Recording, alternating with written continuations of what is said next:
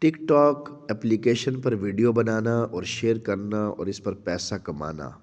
کیا ٹک talk app پر music کے ساتھ مزاحیہ اور ایکشن ویڈیوز بنا سکتے ہیں یا نہیں؟ جبکہ میوزک ہم نہیں بجا رہے ہوتے، ہم صرف میوزک کے ساتھ ہلتے جلتے ہیں یا صرف منہ کا استعمال کرتے ہیں، تو کیا اس صورت میں ویڈیوز بنانا جائز ہے یا نہیں؟ اور اس سے جو ہمیں ٹک ٹاک والوں کی طرف سے پیسے اور تحفے وغیرہ ملتے ہیں وہ جائز ہے یا نہیں؟ ٹک ٹاک سے متعلق جو معلومات درست یاب ہوئی ہیں ان سے یہ معلوم ہوا ہے کہ ٹک ٹاک دور حاضر کا بڑھتا ہوا سوشل میڈیا کا ایک انتہائی خطرناک فتنہ ہے۔ اس ایپ کا شرعی نقطہ نظر سے استعمال قطعاً حرام اور ناجائز ہے۔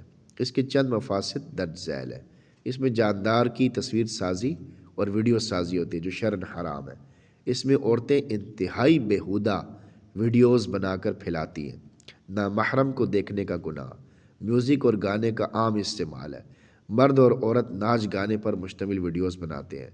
فحاشی اور یعنی پھیلانے کا ذریعہ ہے۔ وقت کا ضیاع اور فضول چیز ہے۔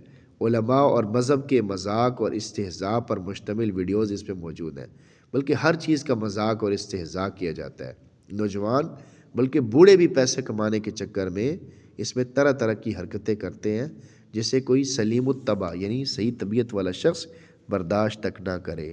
یہ سب شرعاً ناجائز امور ہے، لہذا کسی بھی مقصد کے لیے اس اپلیکیشن کا استعمال جائز نہیں ہے اور اس ایپ کے ذریعے پیسے کمانا بھی ناجائز اور حرام ہے۔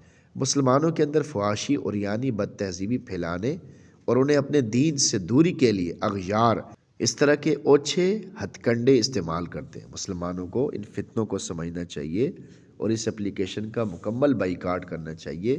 اس کی کسی بھی ویڈیو کو آگے شیئر کرنے سے مکمل اجتناب کرنا لازم ہے۔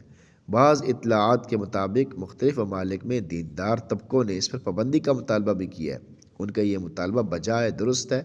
تمام مسلم ممالک کے عوام کو اس کا مطالبہ کرنا چاہیے اور اسلامی مملکت کے سربراہان کو بھی اپنے نوجوانوں کا مستقبل تاریک یعنی اندھیرے والا ہونے سے بچانے کے لیے حکومتی سطح پر اس اپلیکیشن پر پابندی لگانی چاہیے، کیونکہ اس میں بہت زیادہ نقصان ہو رہا ہے، بہت زیادہ۔ آدمی خود سوچے تو ذرا سا غور کرے، سر جوڑ کر بیٹھے تو آدمی کو پتہ چل جاتا ہے کہ اس میں کتنا نقصان ہو رہا ہے۔ اللہ ہماری حفاظت فرمائے، آمین۔